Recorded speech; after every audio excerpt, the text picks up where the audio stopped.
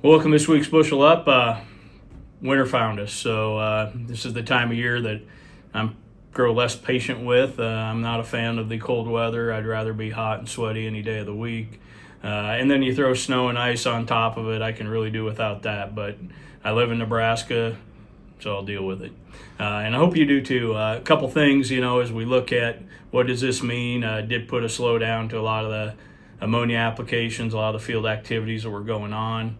Looks like maybe we'll get a little window again. You never know. We might get that second opportunity to get out there, but it does look like a lot of field activity might be wrapped up for now. Fortunately, most of the anhydrous ammonia, I know, looked like from what our books say, most of that got applied, and maybe just a little bit of stragglers out there.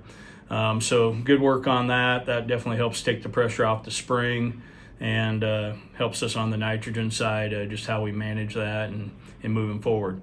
When we look at the snow cover, that did insulate the ground, so we still are able to do some soil sampling. They're still out in the field, so if there's some late samples or something, fortunately we're able to kind of pick along and knock some of them out. So if you got those NRD requirements or any of grid sampling that you maybe some ground switching hands or you just forgot or haven't had time to get in, get those to us. We can still try to get to those. When we look at the snow cover on the stocks, I look at our animal nutrition team. Sometimes we're needing to supplement feed sources as those stocks get covered up with snow and ice. Please reach out to our team if there's something you need as far as cubes or anything along that line, tubs to supplement. We'd be happy to help you. We can arrange delivery, bring those out to you.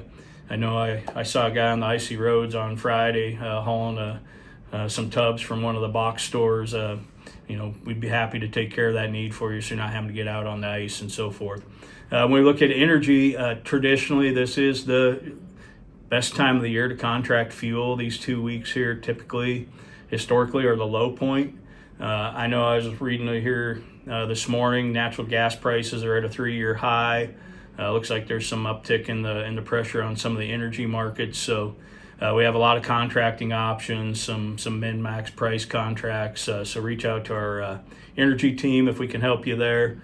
And then we talk about fertilizer. I'm the first to try and remind everybody natural gas and fertilizer prices are not tied at the hip. That might have been the case 30 years ago. But when we do see higher energy prices, higher natural gas, that definitely does put pressure on fertilizer markets. They're stagnated right now. I wouldn't call them necessarily soft, but they're definitely choppy on the nitrogen side. So there's still some opportunities. We do anticipate a ramp up once buying activity takes place on the nitrogen side. So the sit back and wait approach, just be ready to pull the trigger if things start to change here, which we do expect them to do so shortly once some activity comes in the market. And then we look at phosphates. Phosphates have softened, so if you were one of those guys that heard their original MAP number and threw your hands up and spiked the football and said, I'm not going to play that game, just might want to reevaluate that. We're looking at sometimes in the case of $50 to $100 retreat in that market, so that changes the economics a little bit. So you might want to reconsider that. With that, that's kind of a quick update. Kind of hit some different areas. On the agronomy front, we just finished our book, sent it to the publisher here Monday. So that's a huge sigh of relief on our side. And then we're getting a few meetings lined up that we'll talk about next week.